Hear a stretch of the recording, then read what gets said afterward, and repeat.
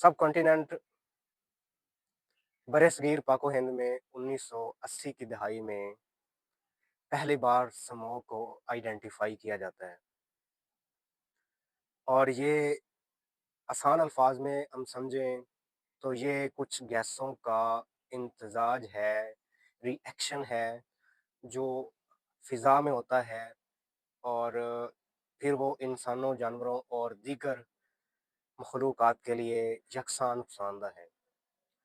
इसकी कई एक वजूहात हैं, इंडस्ट्रियल रेवोल्यूशन, ट्रैफ़िक और एक इसकी अहम वजह जिस पर माहिरीन काफ़ी अरसे से तवज्जो दिलाने की कोशिश कर रहे हैं, वो है एग्रीकल्चर एंड एग्रीकल्चरल प्रोडक्ट्स।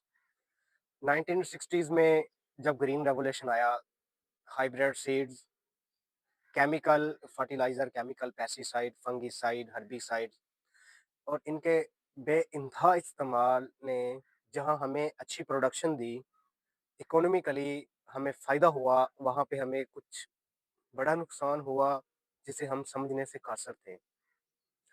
वो नुकसान हमारा ये था कि जो हमारी ज़मीनों के अंदर माइक्रोबीज़, जिसको हम उर्फ़ आम में आम आँख से ना नज़र आने वाले जानवर कहते हैं, उनका ख़त्म होना था। ज़मीन को नाइट्रोजन की ज़रूरत होती है। ये काम 2 तरीके से पूरा होता है, या तो ज़मीन के अंदर मौजूद आम आँख से ना नज़र आने वाले जानवर जिसे हम माइक्रोबीज़ या न माइक्रो ऑर्गेनिज़म्स कहते हैं, जिनमें नाइट्रोजन फिक्सिंग बैक्टीरिया, एरोज़ा है, एज़ोबैक्टर है और राइबोज़ोम है।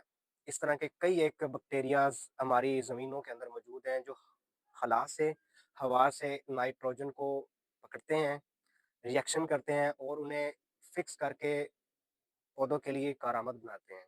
और ये काम हज़ारों सालों से कुदरती तरीके के साथ हो रहा है। लेकिन जब से हमने केमिकल फर्टिलाइज़र देना शुरू किया है, chemical fertiliser, chemical nitrogen, urea, ये उन माइक्रोबीज़ के लिए किलर है। ये उन्हें ख़त्म कर देता है। किसी भी न गुड फंगिसाइड फंगिस को भी ख़त्म कर देता है, जो कि प्लांट्स की नशो-नुमा में अपना अहम किरदार अदा करती हैं। उससे क्या हुआ कि बेजा ज़री इस्तेमाल बेजा केमिकल ज़री इस्तेमाल में हमारे वो जो नेचुरल बायोडायवर्सिटी थी, वो ख़त्म होना शुरू हो गई। और जितनी भी नाइट्रोजन फिक्सेशन बैक्टीरियाज़ के ज़रिए हो रही थी, वो नाइट्रोजन भी हवा में जमा होना शुरू हुई है और ओज़ोन लेयर तक पहुँची है।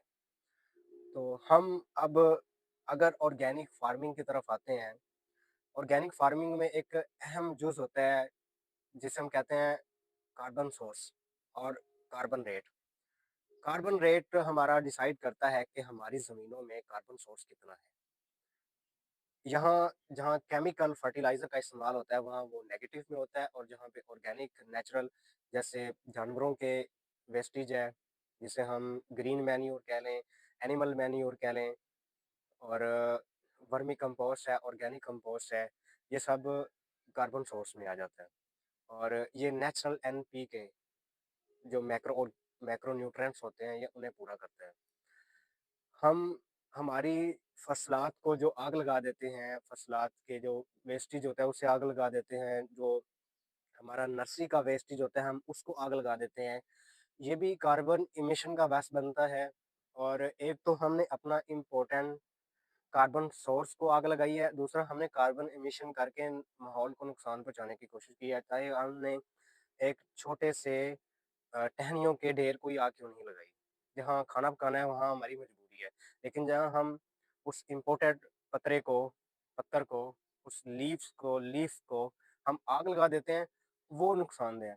वहीं लीफ हम जब अपनी ज़मीनों में, अपनी नर्सरियों में डालते हैं, तो नाइट्रोजन फिक्सिंग बैक्टीरियाज़ और दीगर जो माइक्रो ऑर्गेनिज़्म है, जिनमें ओडब्ल्यूडीसी है, हाँ, इफेक्टिव माइक्रो ऑर्गेनिज़्म है, बेनिफिशियल माइक्रो ऑर्गेनिज़्म है, वो अपना एक अहम किरदार अदा करते हैं और उन्हें डिकम्पोज़ करते हैं और पौधे के लिए कारआमद बनाते हैं। तो आज से हम अहद करते हैं कि हम जो अपनी ज़मीनों में जो फसलें हैं, उन्हें आग नहीं लगाएँगे। हम उनको रोटावेटर के साथ या किसी भी तरीके के साथ ज़मीन में ही डिकम्पोज़ करेंगे और जो हमारी नर्सरियों का लीव्स हैं, दरख्तों के पत्ते हैं, हम उनको भी एक जगह पे जमा करेंगे, जब वो गल सड़ जाएँगे तो उन्हें ज़मीनों में दोबारा बखेर देंगे। इस तरह हमारी ज़मीनों के नाइट्रोजन की जो ज़रूरत है, फ़ॉस्फ़ेट की ज़रूरत है, कैल्शियम की ज़रूरत है, जिन-जिन अज़्ज़ा की भी पौधों को ज़रूरत है, वो वहीं से पूरी करेंगे।